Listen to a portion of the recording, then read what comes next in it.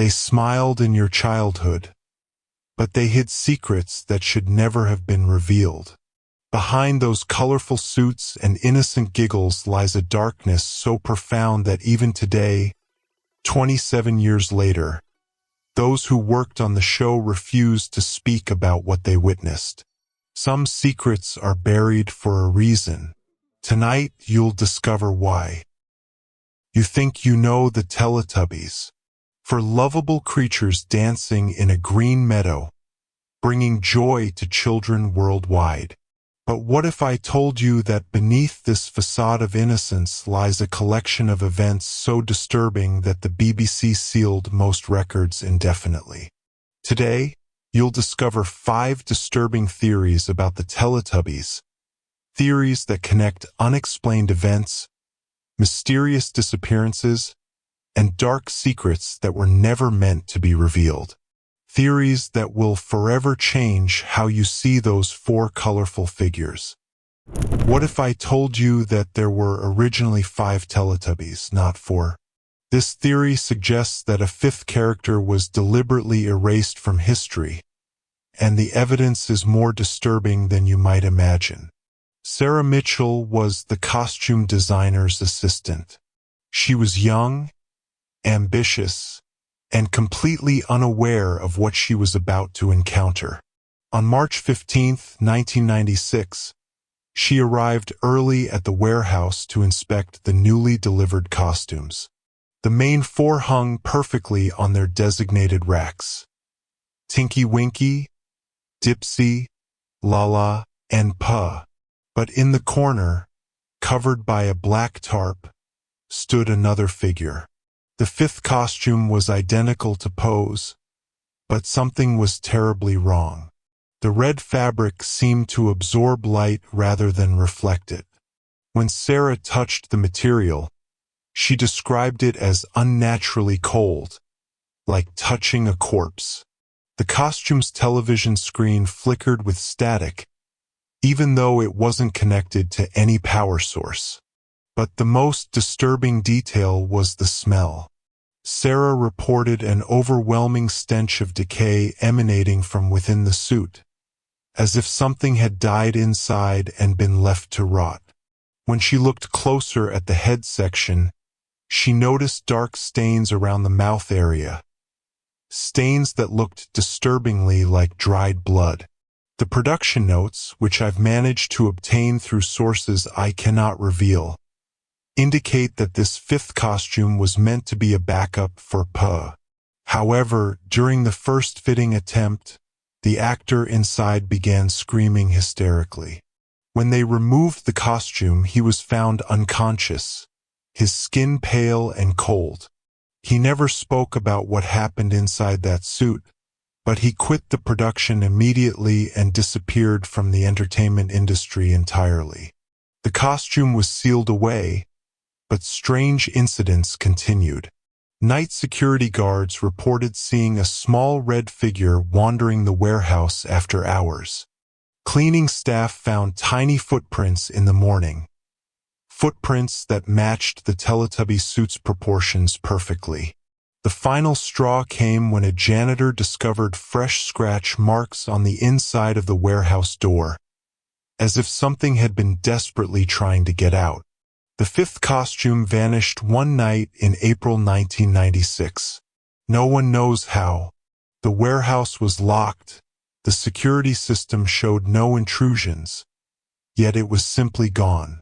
Some say it's still out there, waiting for someone brave or foolish enough to wear it.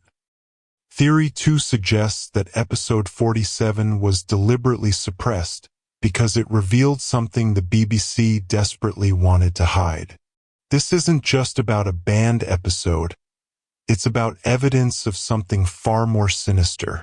The episode was filmed during what the production team called the Dark Week in late 1997. Everything that could go wrong did go wrong. Equipment malfunctioned constantly. Crew members fell ill with mysterious symptoms, and the child extras became increasingly agitated and uncooperative. Marcus Webb was the episode's director, a seasoned professional who had worked on children's television for over 2 decades. His production diary, leaked by his estate after his death in 2003, reveals the horrifying truth about what they captured on film that week. The episode began normally. The Teletubbies emerged from their home to play in the meadow. But something was different about their behavior. Instead of their usual cheerful interactions, they moved with a mechanical precision that was deeply unsettling. Their giggles sounded distorted, almost sinister. The turning point came during the Tubby Custard segment. As the Teletubbies gathered around their table, the custard machine began producing a dark, viscous liquid instead of the usual pink mixture. The substance had an oily consistency and emitted a putrid odor that made several crew members physically ill.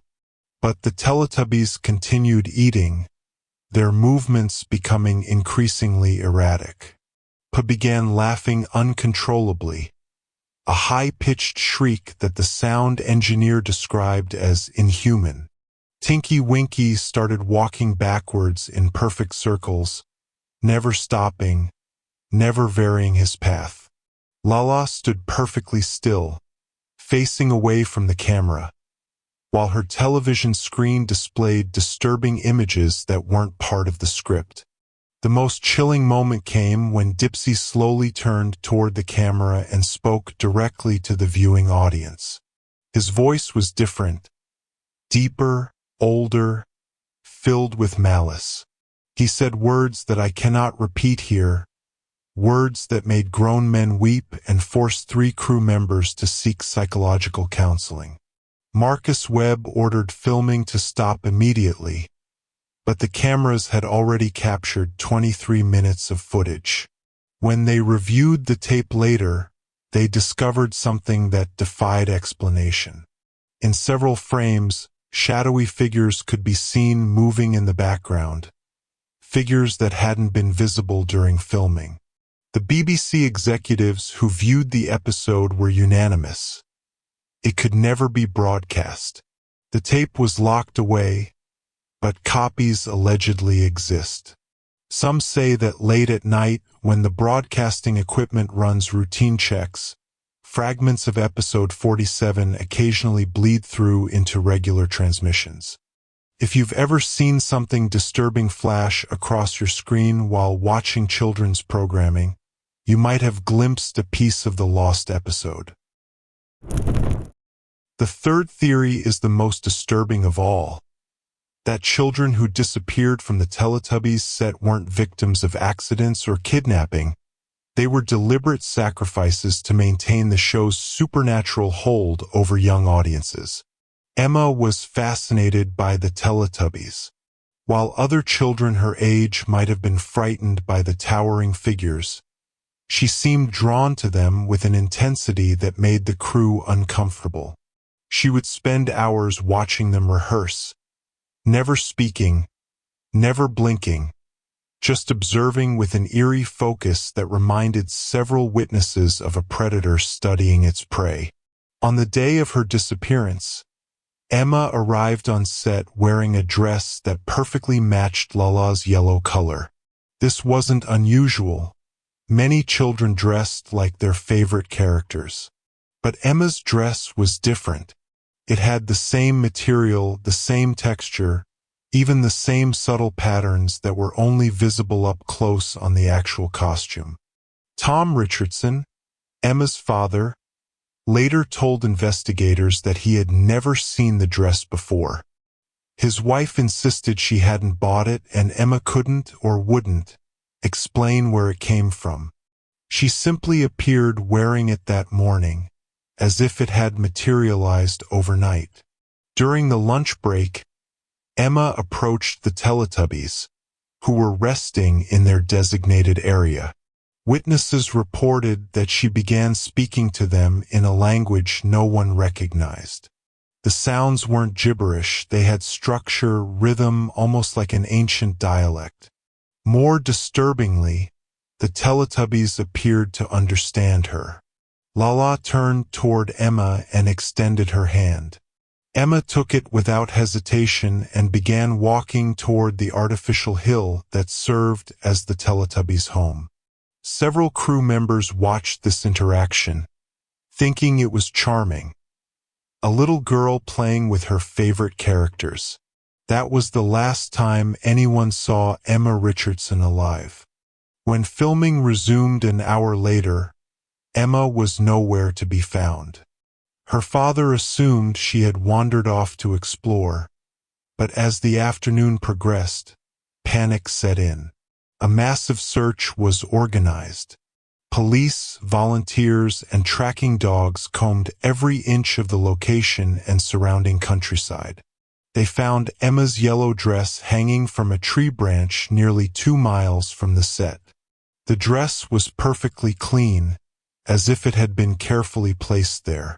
But Emma herself had vanished without a trace. No footprints, no disturbed vegetation, no signs of struggle. The investigation continued for months. Police interviewed every crew member, examined every piece of equipment, analyzed every frame of footage from that day. They found nothing. Emma Richardson had simply ceased to exist. But here's the truly disturbing part. If you watch certain Teletubbies episodes filmed after Emma's disappearance, you might notice something in the background. A small figure in yellow, always just out of focus, always at the edge of the frame. The figure appears to be a child, and she seems to be watching the camera with the same intense stare that Emma was known for. The production team noticed this anomaly but could never explain it. The figure wasn't visible during filming, only in the final footage.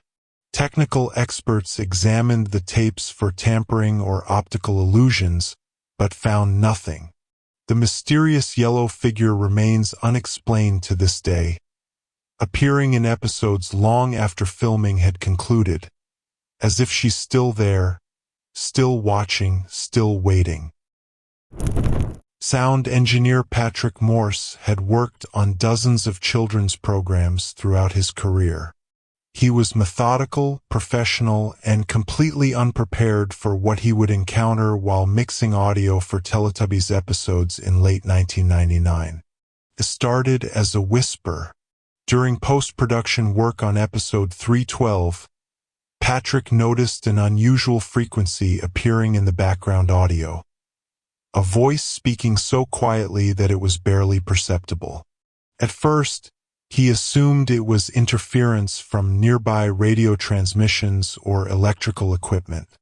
But as he isolated and amplified the frequency, the whispers became clearer and far more disturbing. The voice was speaking in reverse.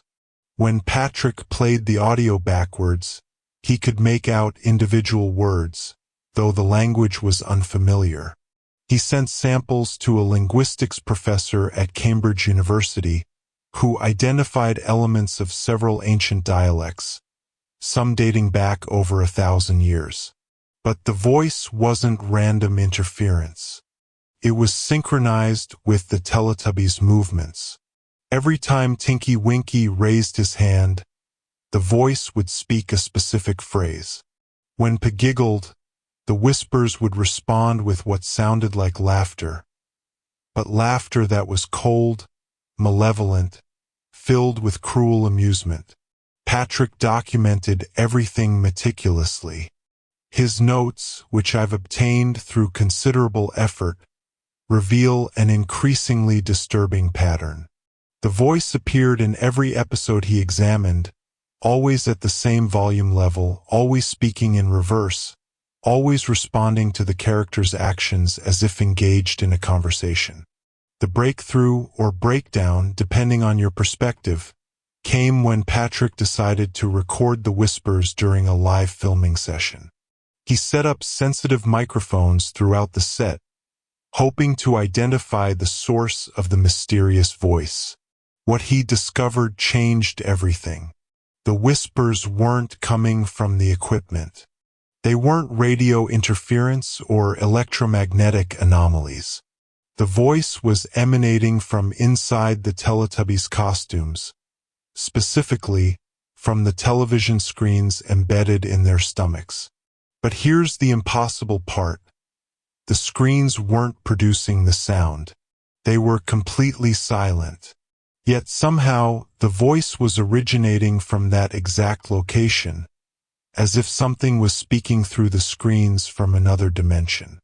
Patrick confronted the actors, thinking one of them might be playing an elaborate prank. But when he listened to recordings of the whispers during scenes where all 4 Teletubbies were on camera simultaneously, he realized the truth. The voice continued speaking even when all the actors were clearly visible and obviously not producing the sound. The final recording Patrick made tells us everything we need to know about his state of mind during this period. His voice is shaky, exhausted, on the verge of complete breakdown. He describes hearing the whispers even when he wasn't on set, following him home, speaking to him in his sleep. He became convinced that something was trying to communicate through the Teletubbies, using their innocent appearance as a mask to hide its true nature. Patrick Morse left the production in December 1999 and moved to a remote cottage in Scotland. He destroyed all his recording equipment and refused to work in television again. When contacted by researchers years later, he would only say, "Some voices should never be heard. Some messages should never be delivered." The whispers continue to appear in Teletubbies episodes, though modern sound engineers either ignore them or remain unaware of their presence. But they're there, waiting for someone with the right equipment and the wrong curiosity to discover them again. The sun that watched over Teletubbyland wasn't just a visual effect. It was real and it was dying. Jessica Smith was 9 months old when she was chosen to be the face of the Teletubbies' sun. Her cherubic features and infectious giggle made her perfect for the role that would make her one of the most recognized babies in the world. But Jessica's story doesn't have a happy ending. The filming process for the sun sequences was unlike anything else in children's television. Jessica was placed in a specialized chamber designed to project her image into the sky above Teletubbyland. The technology was experimental, involving powerful electromagnetic fields and radiation levels that would never be approved by modern safety standards. Dr. Michael Harrison was the physicist who designed the projection system. His research notes, obtained from his estate after his suspicious death in 2001, reveal the horrifying truth about what they were actually doing to create the baby sun effect. The projection system didn't just display Jessica's image. It created a quantum entanglement between the child and the artificial environment of Teletubbyland. Through a process that Dr. Harrison described as consciousness displacement, Jessica's awareness was literally transferred into the sun, allowing her to interact with the world below while her physical body remained in the chamber. For brief periods, this seemed harmless. Jessica would giggle and watch the Teletubbies play, her joy seemingly genuine. But as filming continued over several months, disturbing changes became apparent. Jessica's physical body began to deteriorate. She lost weight rapidly, her eyes became unfocused, and she would often stare at bright lights for hours without blinking. Medical examinations revealed that Jessica's brain activity was unlike anything doctors had seen before. Instead of normal patterns, her neural activity showed rapid, chaotic bursts that corresponded exactly with the sun's appearances in Teletubbies episodes. It was as if her consciousness was being pulled in 2 directions, part of her trapped in the projection system, part of her trying to remain in her physical body. The final filming session took place on November 13, 1997. During this session, something went catastrophically wrong. Instead of her usual giggling, the baby son began screaming. Not with a child's voice, but with something far older and more tortured. The projection flickered and distorted, showing glimpses of what witnesses described as other places, other times, other realities. When technicians rushed to Jessica's chamber, they found her physical body unconscious and cold. Her vital signs were barely detectable, as if most of her life force had been drained away. She was rushed to the hospital, but doctors could do little for her condition. Jessica Smith died 3 days later, officially from complications related to a rare genetic disorder. But Dr. Harrison's notes tell a different story. He believed that Jessica's consciousness had become permanently trapped in the projection system, unable to return to her physical body. Here's the terrifying part. The baby son continued to appear in Teletubbies episodes long after Jessica's death. New episodes were filmed for years afterward, and the son remained consistent. The same face, the same expressions, the same haunting giggle. Production records show no additional filming sessions with the son sequences, yet there it was, episode after episode. Staff members reported that the unused projection equipment would sometimes activate on its own, displaying Jessica's image even when the power was disconnected. Security cameras captured footage of the baby son appearing on monitors throughout the facility, always watching, always smiling, always giggling with that same innocent sound that had become so familiar to millions of children. The equipment was eventually dismantled and destroyed, but some say Jessica's consciousness found other ways to manifest. Parents around the world began reporting that their children claimed to see a baby's face in the sun. Not the real sun, but in television screens, computer monitors, and even in reflections. These are the stories they don't want you to know. 5 accounts of darkness hiding behind innocent smiles, of technology used for purposes that should terrify us all, of children who paid prices no child should ever pay. The Teletubbies continue to air around the world, bringing joy to new generations of children. But now you know the truth that lurks beneath that colorful surface. Every giggle might be an echo of something lost. Every smile might be hiding unimaginable pain. Every episode might contain traces of the horrors that happened behind the scenes. Some secrets are buried for good reasons. Some stories are never meant to be told. But knowledge once gained cannot be forgotten. The next time you see those 4 colorful figures dancing in their perfect meadow, remember what you've learned tonight. Remember Emma Richardson, still watching from the edges of reality. Remember Patrick Morse, driven mad by whispers from another world. Remember Jessica Smith, trapped forever in a prison of light and projection. And remember that sometimes the most innocent things hide the darkest truths. If you want more stories like this, you know where to find me. But only return if you have the courage to face what lies hidden in the shadows of your childhood memories. Some doors, once opened, can never be closed again. Sweet dreams. If you want more stories like this, make sure to subscribe, but do it only if you're ready to dive deeper into the shadows. Because once you start uncovering the truth, there's no turning back. Tell me, do you really want to know what other childhood shows were hiding all along?